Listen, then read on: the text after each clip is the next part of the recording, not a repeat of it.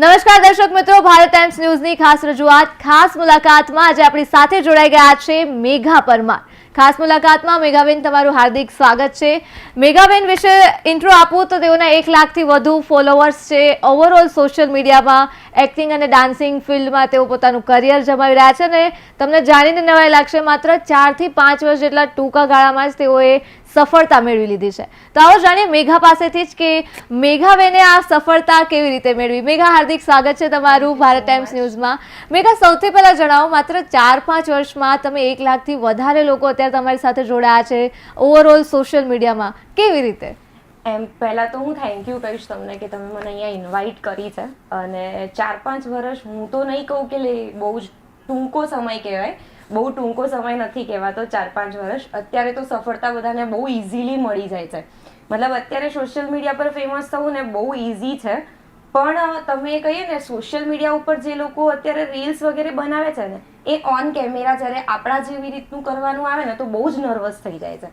એટલે 4-5 વર્ષમાં album songs થી લઈને અને આટલા ફોલોવર્સ, એવી જેન્યુઅન ફોલોવર્સ, કે એવું નહીં કે ખાલી એક રીલ ઉપડી ગઈ છે અને એના ઉપરથી ફોલોવર્સ ગેઇન કરી લીધા છે, એવી રીતે નહીં. એટલે બહુ જ ટફ પણ રહ્યું છે અને ઇઝી પણ રહ્યું છે, બીકોઝ બહુ જેન્યુઅન લોકોએ મને ફોલો કરી. એ જ અત્યારનો મુખ્ય મુદ્દો જે છે કે જેન્યુઅન ફોલોઅર્સ નથી હોતા. ફોલોઅર્સ તો વધી જાય છે પણ ખબર પડે કે આ ફેક છે. હા, મોસ્ટલી અત્યારે એ લોકોનું એ જ છે કે એક રીલ વાયરલ થઈ ગઈ છે તો લોકો ફોલો કરી લીધું, પણ પછી કેવું છે કે એકનો એક કન્ટેન્ટ પબ્લિકને જોવામાં પણ બોર થઈ જાય છે.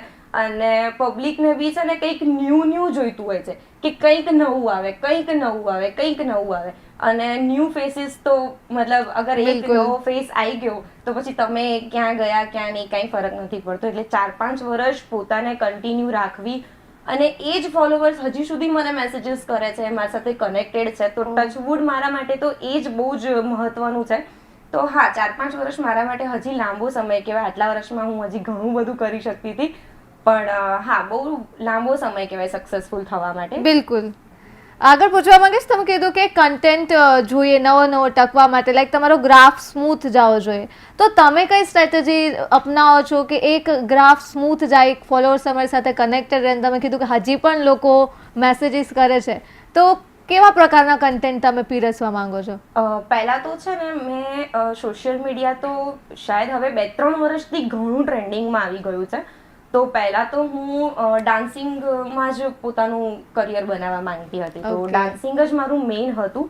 એના થ્રુ હું જ્યાં એકેડમીમાં હતી ત્યાંથી હું આલ્બમ સોંગમાં ગઈ.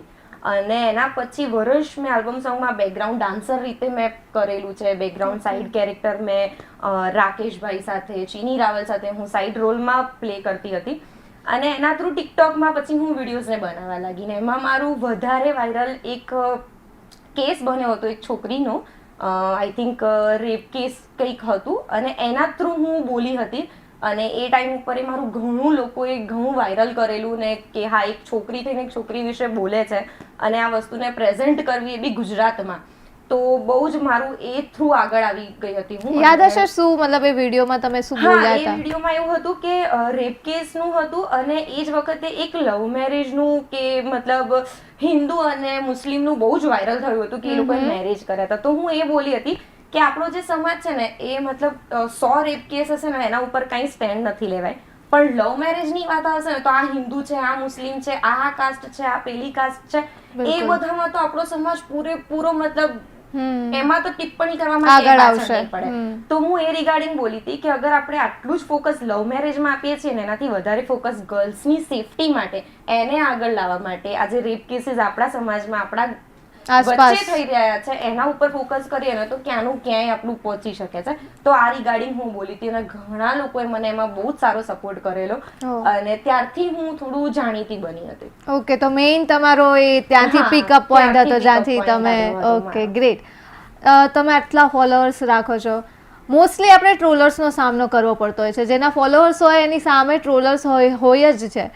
શું કરો જ્યારે તમે કમેન્ટ્સ વાંચો? આટલી બધી તૈયારી કરીને તમે જ્યારે કંઈક કન્ટેન્ટ રેડી કરો, એ મહેનત આપણે જ જાણતા હોઈએ, પણ એક કમેન્ટ એવી આવી જાય કે આ બધું જ મોટિવેટ આમ ડાઉન થઈ જાય, તો ત્યારે શું કરો તમે? આમાં કેવું છે, મને તો ટ્રોલિંગ એટલે શું ને પહેલા તો ખબર જ નથી.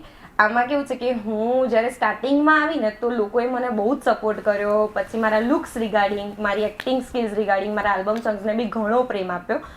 બટ જ્યારે હું મારા કરિયરની પીક ઉપર આવી ને ત્યારે મેં મેરેજ કરી લીધા હતા અને મેરેજના જ 1 યરમાં મારે પ્રેગ્નન્સી મેં પ્લાન કરી લીધી હતી. તો ઓફકોર્સ એક લેડીઝની લાઈફમાં છે ને પ્રેગ્નન્સી પછી એની બોડીમાં ઘણા બધા ચેન્જીસ આવે જ છે. બિલકુલ. તો મને ટ્રોલિંગ છે ને મારા પ્રેગ્નન્સી પછી ફેસ કરવામાં આવી કે મેં મારો કોન્ફિડન્સ ક્યારેય નહીં છોડ્યો. હું ઓવરવેઇટ હતી, હું કંઈક 85 કિલો મેં ગેઇન કર્યું હતું આફ્ટર બેબી. તો 3 મંથ્સનું મારું બેબી હતું અને ફરી હું શૂટ લાઈનમાં કન્ટિન્યુ કર્યું. મેં રીલ્સ વગેરે સ્ટાર્ટ કર્યું, મેકઅપ વગેરે. મારો કેમેરો નહોતો છૂટતો મારાથી. તો મને એમ કે બહુ જ ગંદી વલ્ગર કમેન્ટ્સ કહીએ ને કે બોડી પાર્ટ્સ ઉપર કમેન્ટ્સ કરવા કે આવી છે તેવી છે, પણ ત્યાં મને ગર્લ્સે વધારે સપોર્ટ કર્યો કે આટલા વેઇટ સાથે તમે આટલા કોન્ફિડન્ટલી પ્રેઝન્ટ કરો છો તો અમને બી કોન્ફિડન્સ આવે કે અગર આ વેર કરી શકે છે તો હું પણ વેર કરી શકું છું. તો મને ટ્રોલિંગ તો મારા બોડી વેઇટ ઉપર, પછી કે તું પહેલા કેવી લાગતી હતી હવે કેવી લાગે છે, મારા લુક્સ ઉપર, તો ઓફકોર્સ ચેન્જીસ આવવાના છે. પણ એ પછી મેં બહુ જ સિરિયસલી લીધું ને બહુ જ ટફ પડે જ્યારે તમે વાંચો ને તમારા વિશે કે એ લોકો જાણતા નથી તમારા લાઈફમાં શું ચાલે છે, શું નથી ચાલતું. એ લોકોને કાંઈ આઈડિયા નથી અને મોઢા ઉપર કોઈ કહેવા નહીં આવે. બધા ખાલી છે ને મોબાઈલમાં અને પણ ફેક આઈડીમાંથી અગર એમનામાં એટલા ગર્ડ્સ હોય ને તો એ આપણને ડાયરેક્ટ મેસેજ કરે કે ભાઈ તું આવી લાગે તેવી લાગે. પણ એ લોકોના પાસે, અને એ લોકો જે લોકોને આ ફિલ્ડમાં આવું છે પણ એ લોકો કંઈ કરી નથી શકતા, એનામાં કોઈ ટેલેન્ટ નથી, એ લોકો જ આ બધી બકવાસ કરે. બાકી જે રિયલમાં સમજે છે સ્ટ્રગલ એ લોકો તો અત્યારે પણ સપોર્ટ કરે જ છે. તો પછી મેં મારા બોડી વેટના લૂઝ કરો ને અત્યારે એ જ લોકો મને કહે છે તમે કેવી રીતે વેટ લૂઝ કર્યો, અમને થોડી ટિપ્સ આપો, અમને ઇન્સ્પિરેશન મળે છે. તો મેં એ જે મારું ટ્રોલિંગ હતું ને અત્યારે મેં પૂરેપૂરું બંધ કરી દીધું છે. હવે મારે ટ્રોલિંગનો સામનો નથી કરવો પડતો. પણ જ્યારે એ તમે કમેન્ટ્સ વાંચો તો પછી ત્યારે તમે કેવી રીતે હેન્ડલ કર્યું? અરે મતલબ કોઈ તમને એમ કે નહીં આ વસ્તુ તે વેર કરી છે, નહીં તારા પર સારી લાગી, તો મિરરમાં છે ને તમારો કોન્ફિડન્સ જ ડાઉન થઈ જાય, બહુ હર્ટ ફીલ થાય કે ભાઈ તમે છો કોણ મને કહેવા વાળા. ફોન મારો, રીલ્સ મારી, હું કરું છું શૂટ, તમને નથી ગમતું તમે સ્ક્રોલ કરી લો, તમે જતા રહો. પણ બહુ જ ડિમોટિવેશન થાય. પણ એક બાબતે એમાં એવું હતું કે મારા હસબન્ડ કે ક્યારે એ બાબતે મને ફૂલ સપોર્ટ છે કે લુક્સ બુક્સ નહીં જોવાનું, તું કન્ટેન્ટ સારા આપીશ, આજ નહીં તો કાલ. લાઇક્સ અને ફોલોવર્સ મારો ગોલ નથી. મારો ગોલ એ છે કે હું બહાર નીકળું ને મને કોઈ એક વ્યક્તિ એવું કહે ને કે હું તમારાથી ઇન્સ્પાયર થઈ છું યા મેં તમને અહીંયા જોયા હતા, મને તમે ગમો છો, તો એ મારા માટે બધું જ છે કે હા મારું સક્સેસફુલ ગયું, મારી મહેનત સફળ થઈ. તો હું એના ઉપર જ ફોકસ કરું છું. ફોલોવર્સ અને લાઇક્સથી મને ફરક નહીં પડતો. વાહ. ઓકે, આગળ પૂછીશ. જ્યારે ક્યારેક એવું થાય કે ટ્રોલર્સને એ તો છે જ, પણ ઘણીવાર ઇવન મેં તમારું પ્રોફાઇલ હું જોઈ રહી હતી, પ્રોફાઇલમાં પણ અમુક વિડીયોઝ એવા છે કે જે ઇમોશનલ છે. તો મારે ખાસ એ જાણવું હતું કે એ જે વિડીયોઝ છે એ રિયલ એક્ટિંગ હતી કે ખરેખર તમારા લાઈફ સાથે કનેક્ટેડ હતા? એ કેવી રીતે તમે પોસ્ટ કરો છો? અમુક તો કેવું હોય ને અત્યારનું આપણી જે જનરેશન છે ને એ ડિપ્રેશન, એન્ઝાઇટી, બહુ બધા emotional breakups, family problems, study problems બધાથી ગુજરે જ છે. અને મેં એક કન્ટેન્ટ જે નાખ્યો ને આઈ થિંક 5.4 મિલિયન અપ ગયો છે. તો મને ફીલ થયું કે અગર આટલા લોકો કનેક્ટ કરે છે મીન્સ આટલા લોકો આ સિચ્યુએશનમાં છે, પણ કોઈ આગળ આવીને કહેતું નથી. અને ઓફકોર્સ ઇમોશન્સ અમુક તો આપણા રિયલ લાઈફથી કનેક્ટેડ હોય જ, પણ હું મોસ્ટલી મારા કન્ટેન્ટ મોસ્ટલી હેપી જ નાખું છું. પણ સેડનેસ નાખવાનો કારણે કે પબ્લિક કનેક્ટ થાય છે, રિલેટ કરે, બહુ જ રિલેટ કરે છે, બહુ જ. એટલે મને ઇવન એ વિડીયોઝના એન્ડમાં હું કંઈક એવી રીતનો ટર્ન લાવું છું કે લોકોને એમ થાય કે ના આપણે આ વસ્તુમાંથી બહાર નીકળી શકીએ છીએ. અને ડિપ્રેશન, એન્ઝાઇટી અત્યારના યુથમાં તો ઘણું બધું છે, બીકોઝ એક વિડીયો 5.4 મિલિયન ઉપર જવું એ બહુ જ મોટી વાત છે. એટલે લોકો બહુ કનેક્ટ કરતા હતા, તો ધેટ્સ વાય મેં એ વિડીયો સ્ટાર્ટ કરી. બાકી પર્સનલ લાઈફથી કોઈ જ તો એ એક્ટિંગ જ હોય છે જે, બીકોઝ મારું કામ છે એ રહ્યું કે મારે એક્ટ કરવું. લોકોને તો એ પણ એક બહુ સારી વાત છે કે રિયલ લાગે, કે લોકોને લાગે કે ભાઈ આ રિયલ છે. પણ હું સાચું કહું તો કટ થતું હોય તો તમને ખબર બી ના પડે. જો હું રોતી છું ને તો કટ થઈને હું અહીંયા હસતી પણ તમને જોવા મળી જાઉં. તો મારું ઇમોશન્સ બહુ હું જલ્દી ટર્ન કરી શકું છું. હું કેમેરાના સામે રડી બી શકું છું, હું રડાવી બી શકું છું, કે શીખેલા છીએ બધું, આલ્બમ સોંગ્સ ને કરેલા છીએ એટલે આવડે એ બધું. એટલે રિયલ તો ના જ હોય, કોઈ કોણ પોતાની પર્સનલ લાઈફ સોશિયલ મીડિયા પર બતાવતું હોય. બિલકુલ. તો એ બધું બસ ખાલી એક ઓડિયન્સ માટે છે કે તમે લોકો કનેક્ટ કરો, કે તમારી રિયલ લાઈફ હું બતાવી શકું બસ. 2019 થી જ્યારે જર્ની સ્ટાર્ટ કરી અત્યારે તમે અહીંયા પહોંચ્યા છો, કેવી રહી થ્રુ આઉટ જર્ની?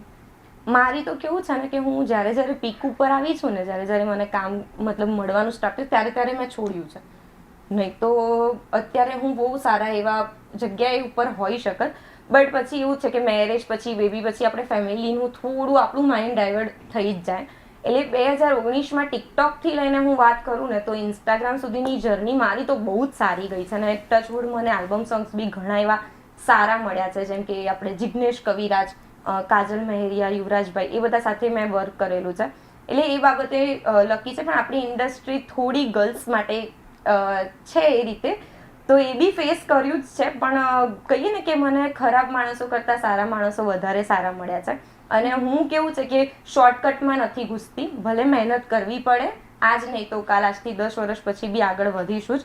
તો શોર્ટકટ તો નથી જ લેવાનો. તો બહુ સ્મૂથ બી નથી રહી કે બહુ ટફ બી નથી રહી, પણ એમ કે આવે છે વર્ક અને કરું છું, એ રીતે ચાલી જાય છે. તમે કીધું ગર્લ્સ માટે ઇન્ડસ્ટ્રી ત્યાં અટકી ગયા, મને થોડું ક્લેરિફાય કરશો અમારા દર્શક મિત્રોને કે એક્ઝેક્ટલી શું ચાલે છે ઇન્ડસ્ટ્રીમાં ગર્લ્સ માટે?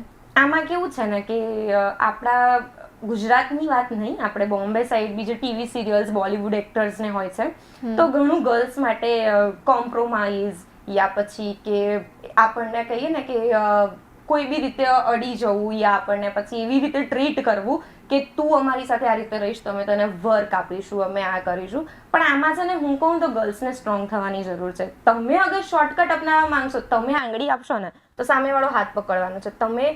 હું મોસ્ટલી શૂટમાં છે ને એક સ્ટ્રોંગ પર્સનાલિટી બનીને રહું કે મારો કટ પત્યો ને પછી હું મારી જગ્યાએ હોઈશ, કોઈ મારી સાથે મારા અરાઉન્ડ નહીં. જેને હું ઓળખું છું એ લોકો સાથે બેસું છું, કરું છું. હું જે કરું છું એ એક્ટિંગ કરું છું. એનામાં કટ લાગી ગયો પછી તમે કોણ છો, હું કોણ છું, આઈ ડોન્ટ કેર. તો ગર્લ્સ અગર સ્ટ્રોંગ રહેશે ને તો કોઈની તાકાત નથી કે તમને મતલબ ખરાબ નજરે જોઈ પણ શકે. તો ટચવુડ એ બાબતે બી હું લકી છું કે કોઈની આજ સુધીમાં હિંમત નથી થઈ કે મારી સાથે ગેરવર્તન કરી શકે. પણ હા, આપણા ઇન્ડસ્ટ્રીમાં બી આવું ઘણી બધી એક્ટ્રેસીસ ફીલ કરે જ છે, જે મેં મારા નજરે જોયેલું છે.